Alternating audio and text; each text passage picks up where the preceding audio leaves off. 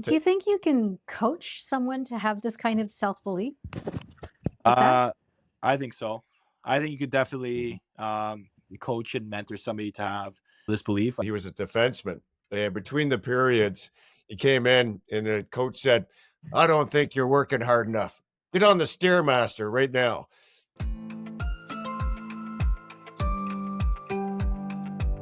Welcome to Coaching Call, our podcast where we talk about coaching grassroots hockey. More than skills and drills, we coach for connection and character on and off the ice. We have a guest today, Brandon Stojcevski. He plays with the Danbury Hat in Connecticut, which is part of the FPHL, Federal Prospects Hockey League.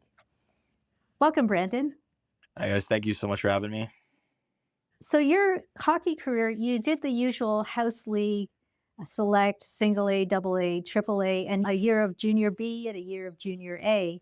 And now you're playing professionally. But what's most important, I think, or most interesting about your career is the breaks that you took. You didn't take a straight line path to professional hockey. If not, so I started off playing house league and select like every kid at Victoria Village Arena. So started off there, and then I moved to the GTHL. The first year I coached, I believe I was 9 at the time, and the Domino's Flyers, and just was playing minor hockey out, and up until I was about 13. When I was so when I was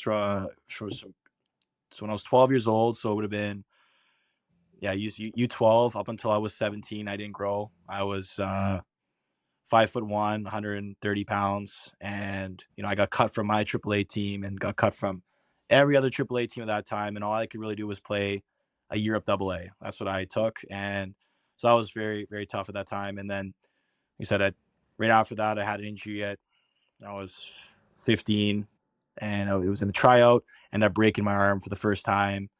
And then less than 2 years later, broke the same arm, and I required surgery on that. And that was all at the time when I wasn't growing. But after the second break, I slowly started to grow again. And then I finally made AAA when I was 17, finally made AAA again. And then first 2 weeks into the season, I banged up my shoulder pretty good and needed PO for like 2 months. And I said, you know what, let me just take this year off and focus on, growing and myself and my game. And yeah, and then I made junior. I believe 2 years after that was when I made junior. So yeah, a lot of time off, not playing. Yeah. For Brandon to have so much time off, but still persevere, what did you believe in that allowed you to keep moving forward with your hockey career and eventually end up playing with the Danbury Hat right now?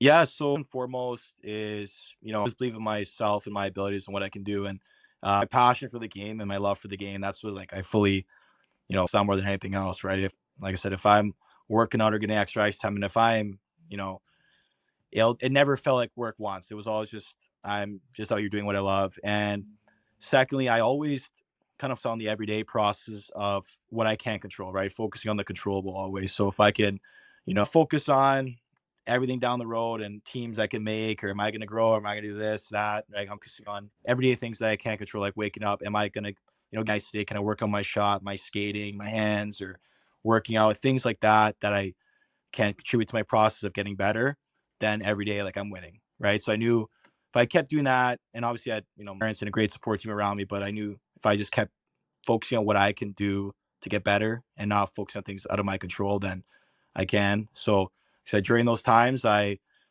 pretty much worked out on my own at home. And a lot of times, I didn't have the big money or resources to constantly have a private trainer to get on the ice with. I was going to local stick and pucks around Toronto, which they're out there every on the ice every day if you want for less than $10, and that's how I would do it. Pretty much been training like that for a few years, do it that way. But I'd say, yeah, love of the game and focusing on things I can control day by day. That is awesome. You know what? And I think that would be great advice for a lot of kids in any aspect of life. It's what you focus on. And if you focus on what you don't have, that what really stops you from moving forward. But Brandon focused on the things that he did have, what he could Mhm. control. You know what? We're not getting a private instructor to teach me how to shoot or skate, but there's stick and puck. I can go to the Mhm. local rinks. I can go on there for free. I can find stuff. I can go Yep. online. I can find little drills to do. And then what can I control? And then he believed that, you know what? I am going to make it. You know what? And he just kept that belief all the time and kept pushing himself. So what a great recipe. I think that's great. Thanks for sharing that. Of course. Yeah. Yeah, it's really inspirational because there's this image that you just have to play straight through. If you fall back, it's hard to catch up again, or that if that you can't miss a year of hockey because then you'll be behind your peers, and that's just not true in your case. No, definitely not. Like I find, especially nowadays, say kids and parents are focused on where they're going to be in a few years or whether they're going to get. Obviously we live in, like, everybody calls it the mecca of hockey, which is Toronto, right? So we live in where you hear everything from my kids going to go to the NHL when we're 6 years old, right? They don't realize the steps and factors of things that can, in the way of that. And I think kids every day should just focus on, like, one, we always say is having fun and enjoying it, right? That will come everything else, whether, train or and keep getting better, right? First and foremost, that should be it every day. You should have that passion you love what you're doing every day. I'd say focus on that for foremost before we want to all that crazy stuff. Yeah. Mm-hmm. Yeah. Dave and I talk about this. What we want for our kids is for them to have fun. Yep. And for my son, when I first signed him up for hockey, I wanted a sport that he could play with his friends for the rest of his life. Yeah. Mm-hmm. That's what hockey does. Yeah. Best friendships and life experiences along the way. Teach. Mm-hmm. But Brandon's absolutely right. When you're focusing 2-3 years down the road on things you cannot control, and you're so worried about everyone else is moving up and that you're falling behind, you're focusing on things you can't control. Then you start to feel this panic. You feel this stress. You feel this, oh my God, now what are we going to do? Where if you just take a step back and say, what can we control? Well, that coach may not pick me, but maybe there's other teams I can go to and try out for. And if I don't make those teams, there's a place for me to play somewhere. And then, you know what? I'll make new friends. I'll still develop. I'll still go to the rink and I'll still get these classes to work on. And you know what? Whatever happens, but I want to focus on what I can control as I move forward. Absolutely. I'm having that, belief in yourself, to confident in your abilities, and that biggest thing, like you said, you have the same, started going through minor hockey and junior, like you, pretty good player before I didn't grow and everything. You see guys that you played with that, 2-3 years down the road, they're drafted there in the NHL, and you're like, I was better than that guy. I could play with that guy. If you start focusing on that stuff, right, that's where those negative thoughts come into play, which, could create a very dark situation for yourself. But if you really positive, believe in yourself, what you're doing, and, I just love the game more than anybody else and work hard, right? Good things are going to happen, right? No matter what. Yeah, absolutely. The thing that I've learned as well, Brandon, is that those other guys that were drafted and those other guys that got their opportunities earlier, congratulate them. Even if you don't see them, just say in your head, good for you, good for you, good for you.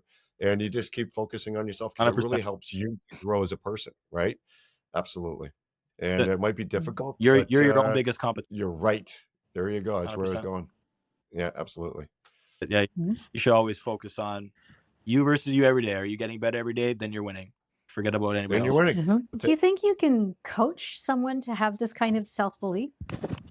I think so.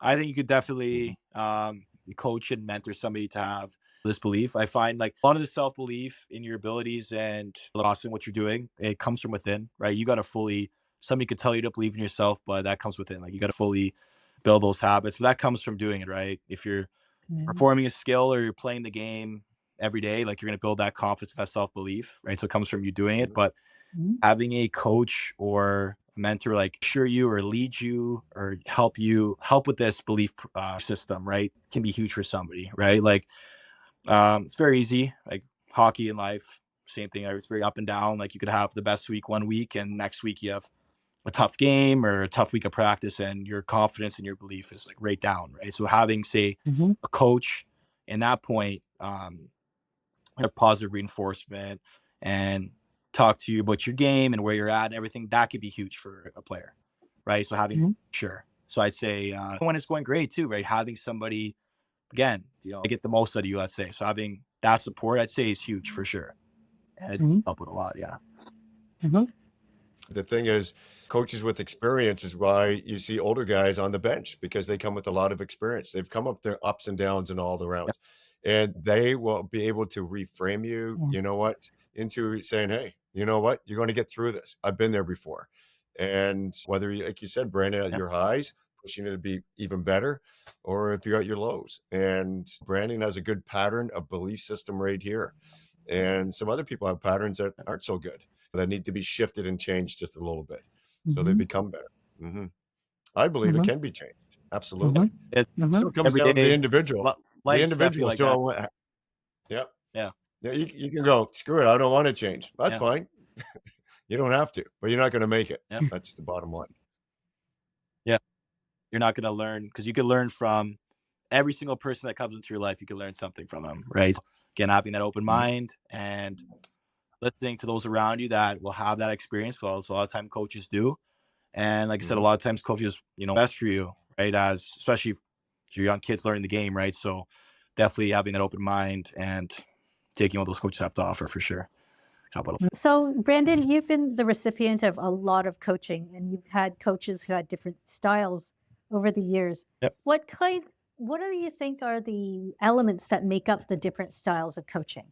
A few. It varies, obviously, every level and every situation that the team is at or that the kids are at. Personally, my career, I'd say, especially in junior, even in minor hockey, the two biggest ones I've had was like the player development versus winning at all costs. I see type of one environment that can obviously be intense and pressure filled, but the focus is more on players and just getting better, right? I've had out of it, and for the most part, this has been on teams like not the best teams in terms of standings that I've been on, right? So they were mid pack or lower, and that was where the focus was on. So a lot of practices, like we had an extra practice of say skill drills for the week where we're just focusing on those skills throughout the week. And then another team, usually the better teams in that league, you're winning at all costs, right? So everything is pressure is ramped up, intensity is ramped up, you're 110%. Every drill is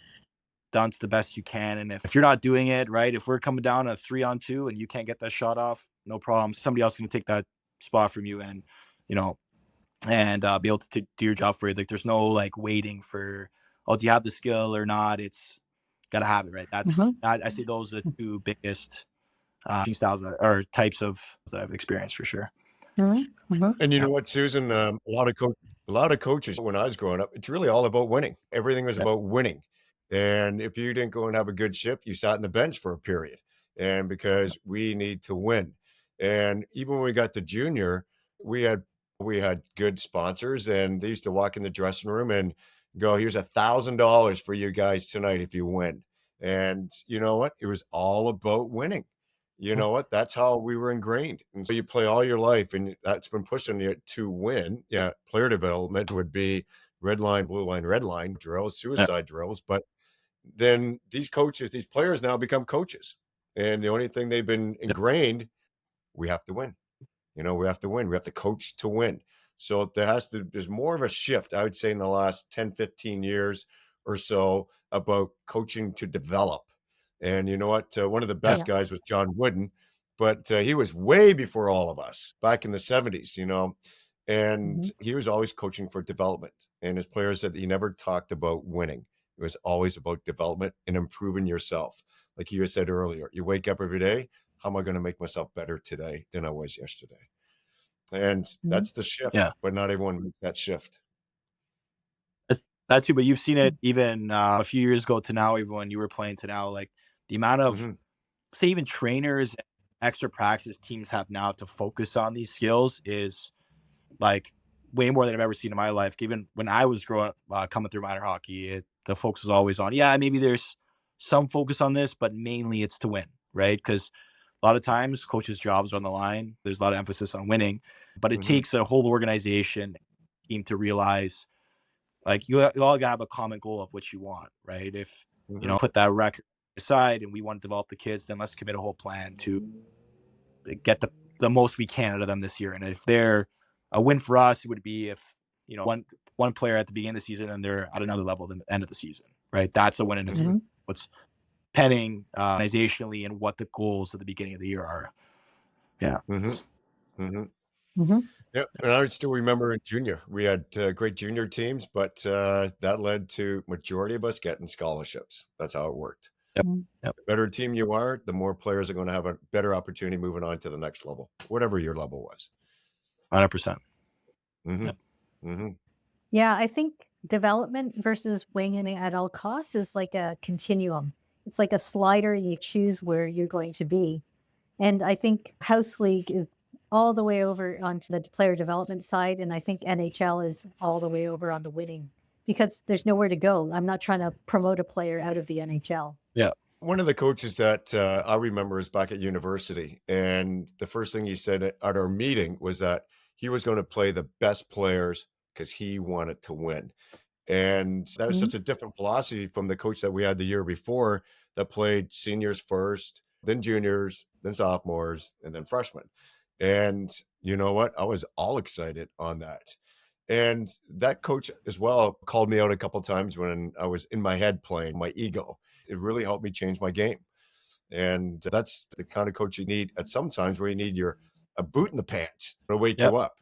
You need a boot in the pants to wake you up, but not all the time, not to call you out every little thing, right? I was all about growth. I wanted to learn. And if I needed a boot in the pants, please give it to me. I need that.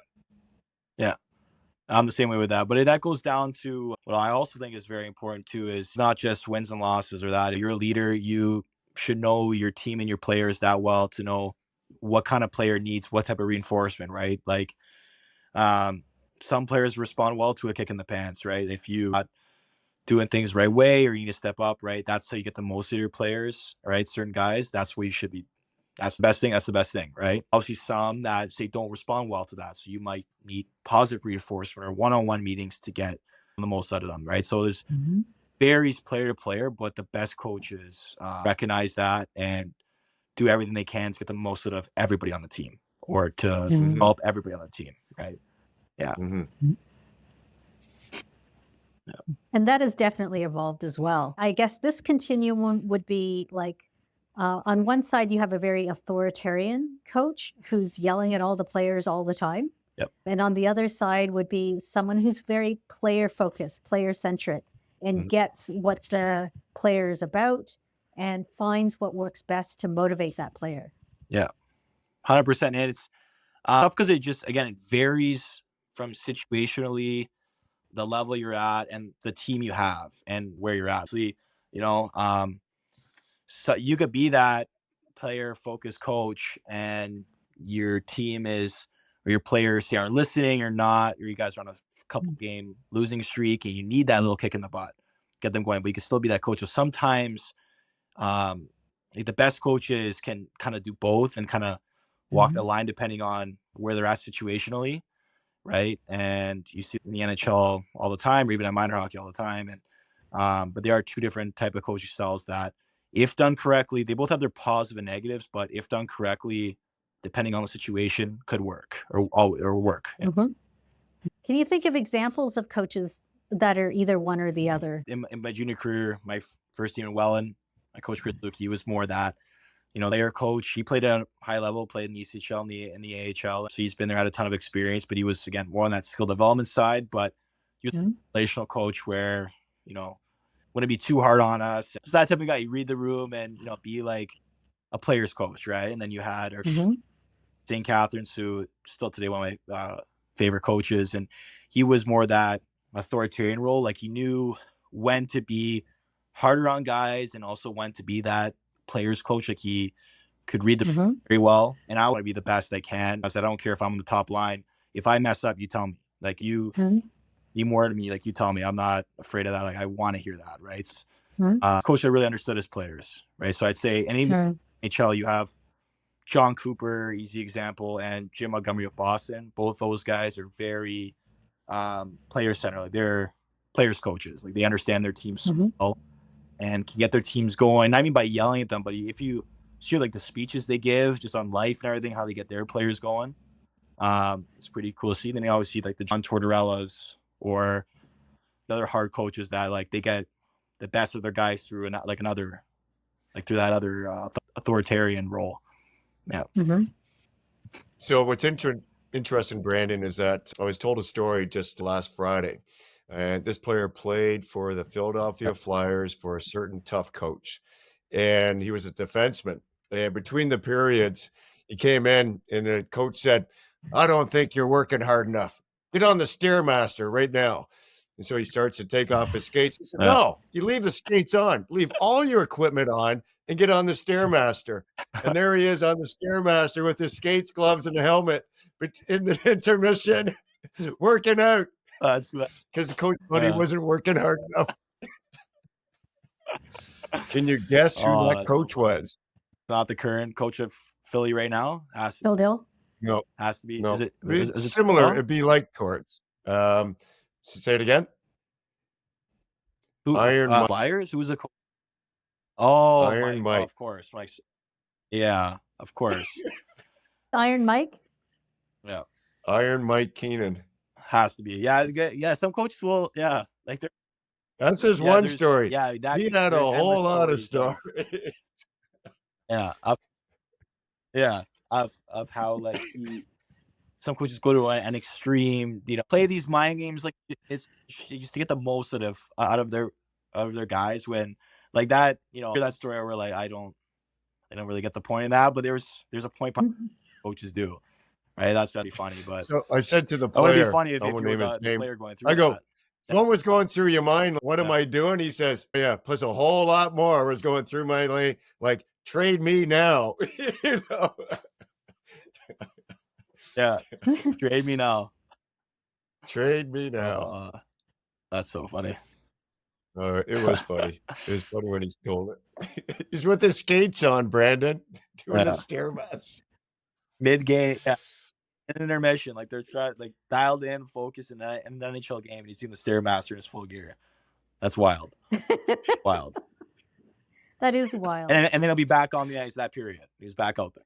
That's and I guarantee you, he probably started on that too. Yeah. Probably didn't do very well. Oh no. Gosh. Legs are burning. Funny. Legs burning. Yeah, legs are really burning, right? Yeah.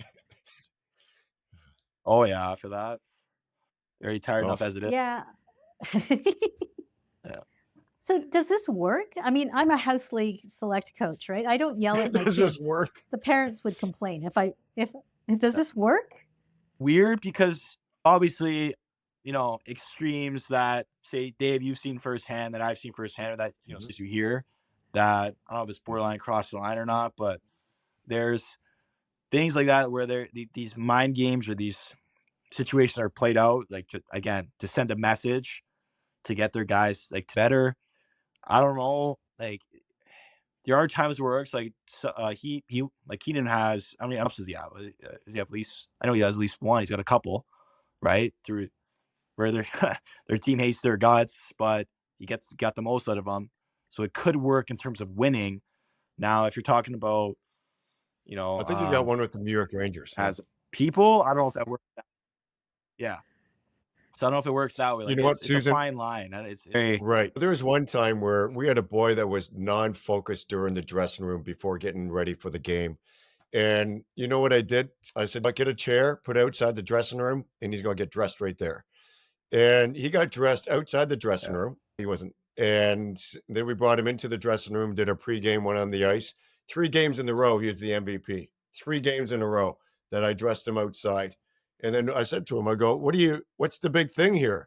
What are you learning? He says, I'm not with my friends. You know what? I said, no, you're focused. You're focused, right? Yeah. You're not focusing on your jokes and on all that. You're focused. And that's why.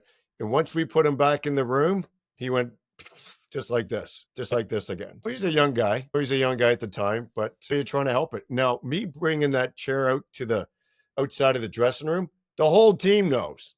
So it's not a message to one. Yeah. It's a message to everyone, right?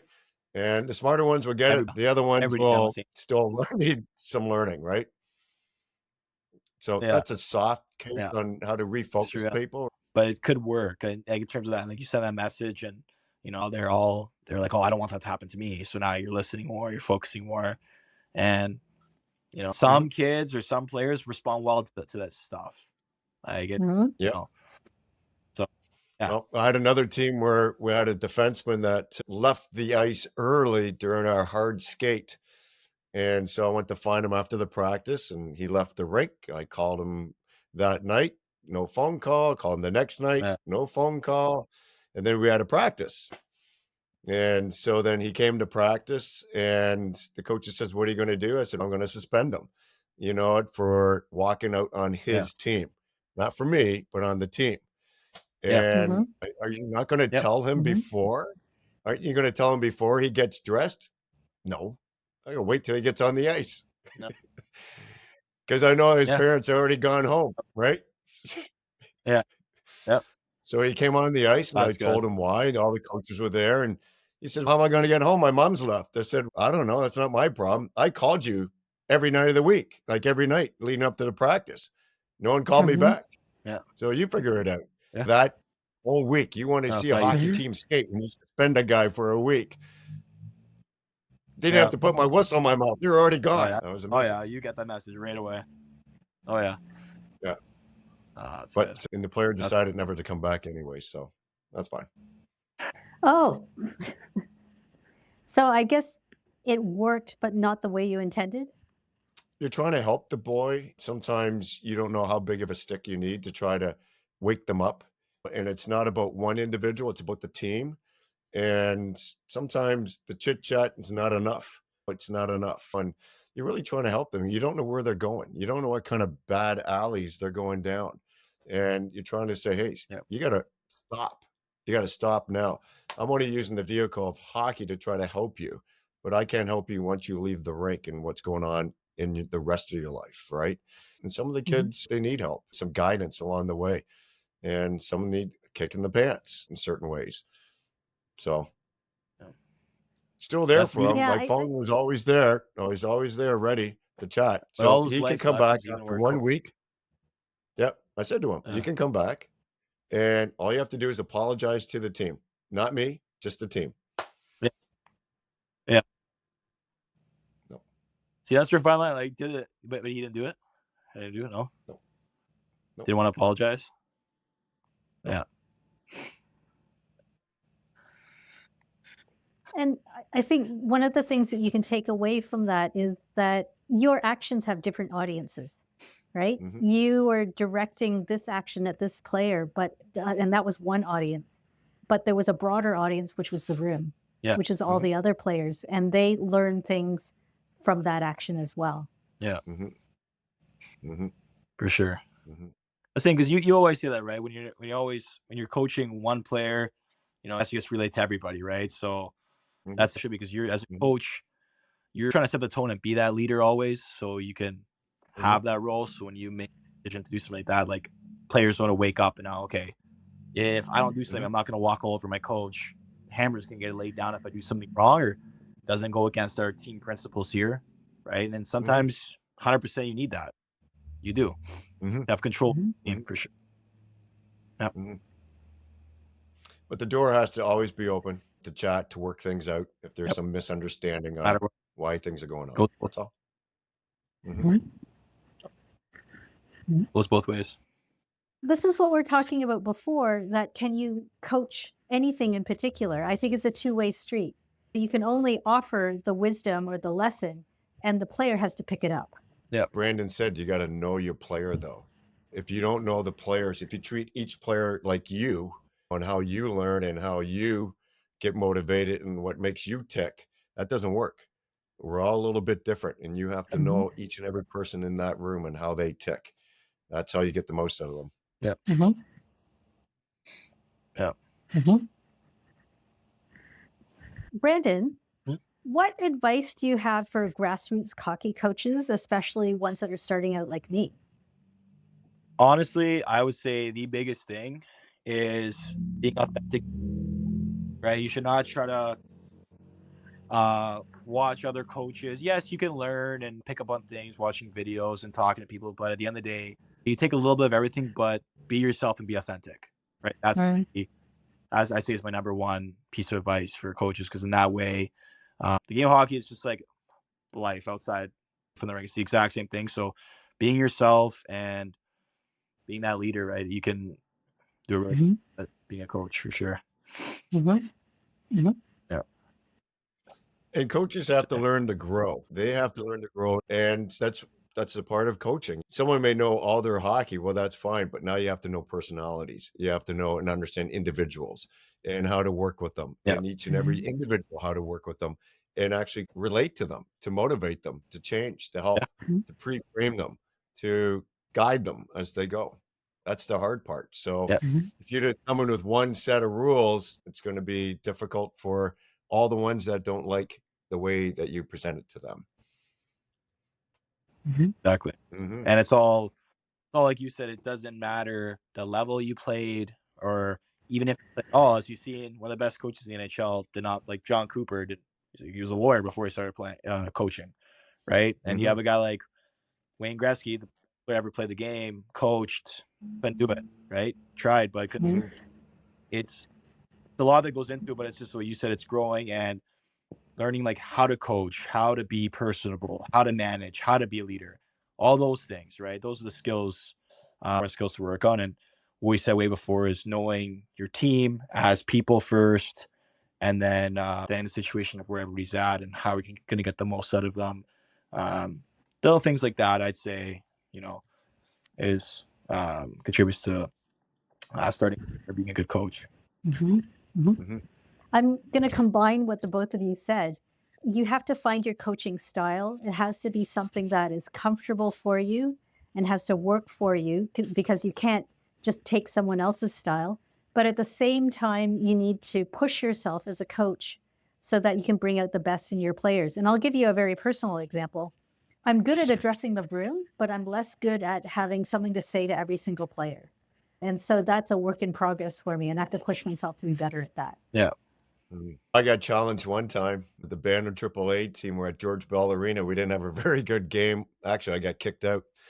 And anyways, we had a chat in the room, and I said, I can tell each and every one of you where you need to improve. And of course, my captain goes, okay, do it, like this. So I went around to each and every player, and you could see them going, yep, he needs that. Yep, he needs that. Yep, he needs that. Yep. You know what? So you have to know the room. You got to know your players, right? And that's what a coach is. You got to know all your players, not just their weaknesses and strengths, but how to chat with them, how to motivate them, And how to push their butt. Yeah, and control that, where like if you get challenged by a player, you can, take back control and be that leader that you are, and be able to, like, to clearly address situations. That's huge, because a lot of times losing teams, or if there's toxic environments, let's say, it's a lot of times when that coach has lost that room. That's personally what I experience, right? Is when they've lost the room, or you don't have that leader coach in place. That's what can happen, right? So that's a good example. Yeah. Actually, that's something I want to pull on a little bit. Losing the like you gave that example earlier of the NHL player who was sent to work out on the Stairmaster in between periods. To me, that's just ridiculous. Like, why would you listen to your coach? You've just been told to do this crazy thing, but the coach still has a lot of authority that you would do this dumb thing. Yeah. Well, Yeah, I think it's very simple. We all want to play at the highest level, and that coach has control of that. And this is the line, right? You don't do what the coaches want, you don't play. You don't play. It's not minor hockey. Maybe you go play for another AAA team, AA, single A, wherever. This is the pros. This is different. Yeah. Yeah. Like, you can be in this part of the scratches up top if you don't want to do the job that, coach has out for you. But it's that control thing, right? We all, it goes down to playing the game, right? Like that game, he doesn't do that. Next day, he's in the minors, and he might never see the coaches have that power to do that. That's where it makes it tough, because coaches like that know that they have that power. So they, if you don't agree with it, even if you're the captain of that team, you don't agree with it, you really can't say anything to that, because it can happen to you, and everyone wants to do their job. So that's where it's like simple yet complex situation, because they might go like, oh, it's trying to send a message to work harder, and then now if we all work harder, then we don't have to deal with the situation again. But if you look at it in a way, you're like, pretty crazy when you look at it outside perspective. Yeah. I'm just thinking about, I don't know, I'm pretty nice to my players. I'm House League Select, right? Yeah. So it's a completely different kettle of fish. I don't ask my players to do ridiculous things, and my players are also not very disciplined, right? They do all sorts of things, like we'll be doing drills and I'll start goofing off in the corner playing with the pucks. Yeah. Yeah, That's the worst as a coach. That's one of the ones where you send them off the ice for 10 minutes on the bench. I had a dad come over and probably rip my head off it, so and that would never happen again. So I had someone off the ice that was pretty tough as well. And then if parents don't respond to that, then you need to have a little parent-son talk. You need that balance. Mhm. You need someone to step up where the kid can, I have to be accountable for something, something along the ways. But if they're never Mhm. accountable for anything, it's like you don't have any leash on them. Where once you get to the pro, not even the pros, I know for even at AAA or those levels, they just bench Yeah. you and you just don't play. Mhm. That is the worst feeling going. Mhm. Key, Mhm. like you said, because at the higher levels, like even what you said, like kids know not to do that, but one little test of that will just automatically get them thrown off the ice. Like the conversation won't even be there. Like at that stage, like you know not to do it, but it would just be see you later. Okay, continue. Mhm. You'll be finding a new team right away. You'll be in the lineup, right? So it's thing, but like you said, communication, the parent with the player still doesn't get it, then you have to hold some accountability, right? And then you keep progressing after that. But Mhm. that big Mhm. communication is key. Absolutely. Yeah. No, you want to keep it, for me, you want to keep it fun, but it's serious fun, right? Yeah. Mhm. Because you're taking your own personal time out there to coach. The ice is not free. You're still paying to play, right? So you're just Mhm. having fun, but you still have to follow your coach and whatever else at Mhm. the same time because you're still a team Mhm. who does everything equally together. So Mhm. it's that fine line of but also fun with respect to everything else. When you're coaching at the house league level, which I have one of the teams, you know what? And our team last night played horrible. You know what? Not horrible, but they didn't play their best. I could have went to the Yeah. dressing room and just laid it down. I wanted to, but I didn't. And Yeah. we've been playing so well for the whole year. But I just went in there and just pointed out a couple of good things and left the room. You know what? It's the easiest thing to do because majority of them all felt we won the game, so we must have played good. And but Yeah. anyways, you know what? But when you go up a level, go up to A, double A, you can be a little bit more. You know what? We need to be better here and here, which we weren't tonight. We got lucky winning. Mhm. We're going to work on that in Mhm. practice. You know what? And I think the guys would get that, or the team would get that. So you just call them out. You got Yeah. to be truthful, right? 100%. Mhm. But I think at 100%. house league level, you don't need to be. You just keep it fun. No, the main goal there Just is keep it fun. having fun and being out there with keep it fun. Yeah. Cross the line, obviously, yes, but for the most part, yeah, stay out there to enjoy the game. Yeah, absolutely.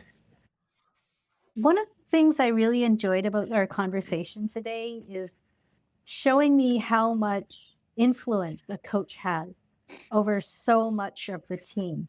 Because sometimes I feel like you, Dave, the kids, they go and play a game and I can't control what they've done tonight. They just did what they did. And then we'll have another practice and we'll work on it again. So there are things I, as a coach, can control. There are things that I can't control as a coach, such as the performance on the ice. But I think what I've learned from our conversation is that there's so much more that I can control than I had previously thought. Mm-hmm. Yeah. Mm-hmm. And you know what? We still have to recognize the kids are just humans. They're not 100%. When's the last time you were 100% all the time, every day, single day, 24/7, 365, But you got to step back sometimes and going, all right, this is just one of those off days. That's fine. You know what? But you just keep moving forward. Practice hard on the things you can control. Absolutely.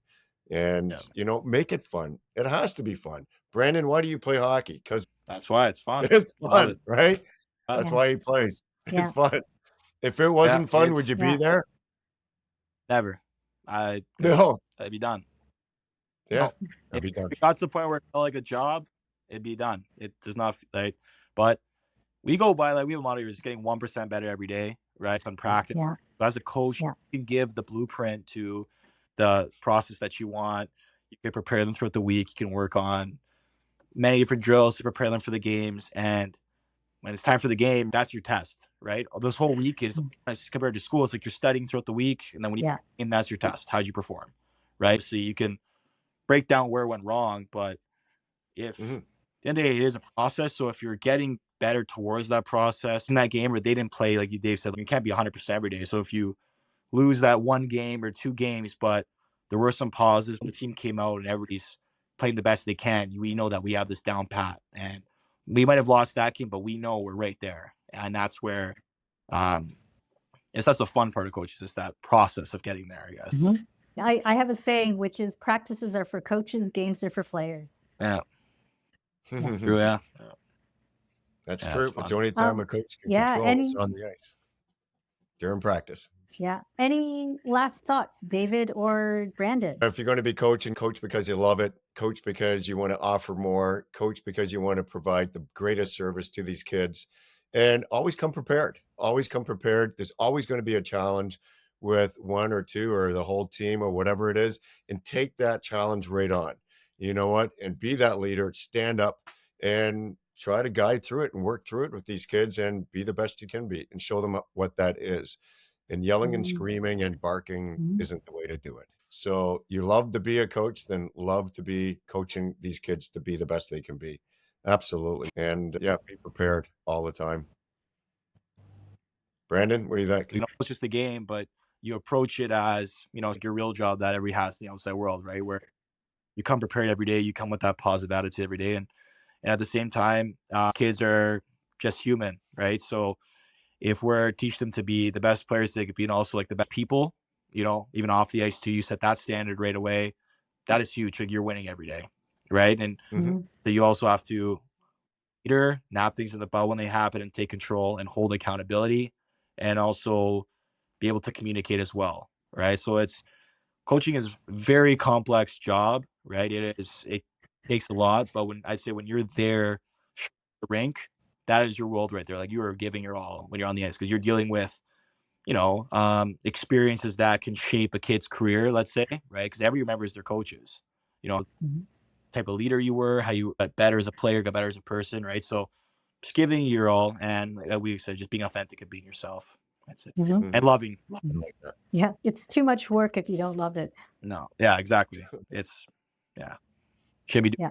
But thanks for being with us today, Brandon. It was great. I really enjoyed this. No, I really appreciate the opportunity. I wish I was on sooner, but schedule's been busy. But I really appreciate you guys having me on. That was awesome. I appreciate your insights. Yeah. Well, it's good to see you, Brandon. I'm glad you still have all your checklists with you. And keep scoring, keep going well. Oh, what's that? You try. I'll see you. Definitely see you soon in a few months here. Cause I want to, see you come back and coach or so. Hang on, before you go, I want to show you something. Right, hang on. Thanks for tuning in to Coaching Call. We'll be back on the next one to talk more about coaching grassroots hockey. The audio podcast is available from Apple, Spotify, and other directories. The vidcast is available on YouTube. Send us your questions in the comments below or on our website at newcoach.ca. Thanks, everyone. Bye.